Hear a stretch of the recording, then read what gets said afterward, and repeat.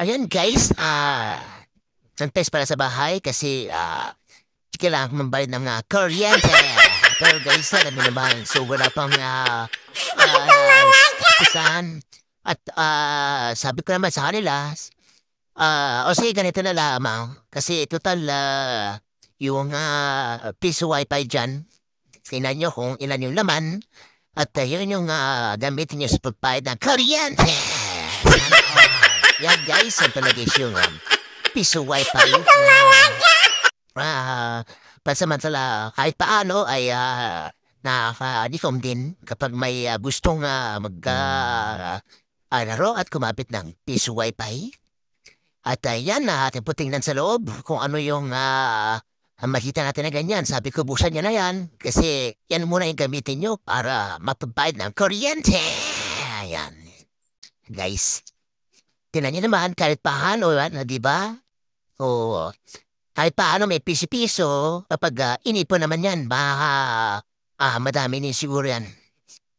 So, yan po ay nakarang buwan po. Pinili ko para kahit paano ay may pakinabang din naman yung wifi, internet sa bahay. So, yan.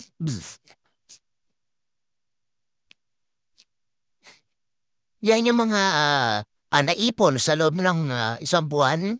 At maraming salamat po pala sa mga nagwa-wifi dyan. Alam niyo guys, kahit gabi, nagmamonitor ako dito.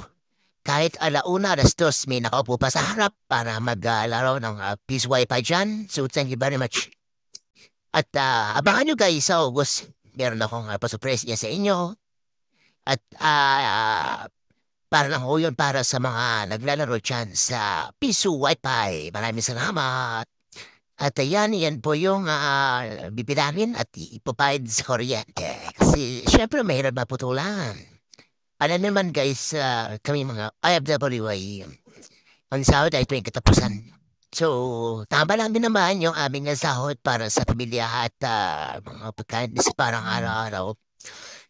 So, yan guys, sa mga nais magbalak ng Piso Wi-Fi dyan. So, bilang promotion, yung box po na yan guys ay 10,000 pesos.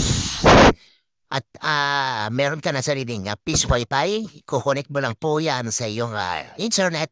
Bahala na po dyan yung magkakabit, yung bibilihan ng Piso box na ganyan.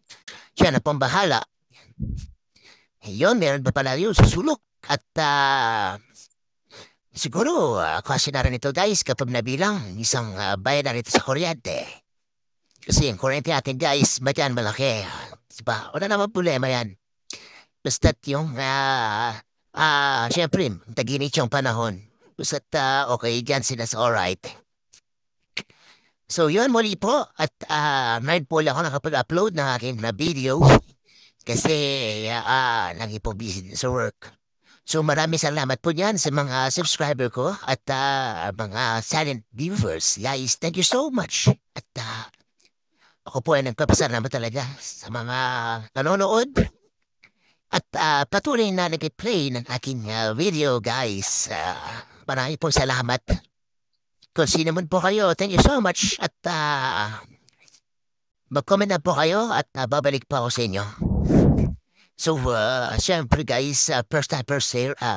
Kung sino po yung unang nag-comment, doon po muna tayo mag-comment. At wait lang po sa mga hindi ko pa dyan na-replyan. At umaasa po kayo guys na mag-clarify at mag-comment din po ako sa inyo.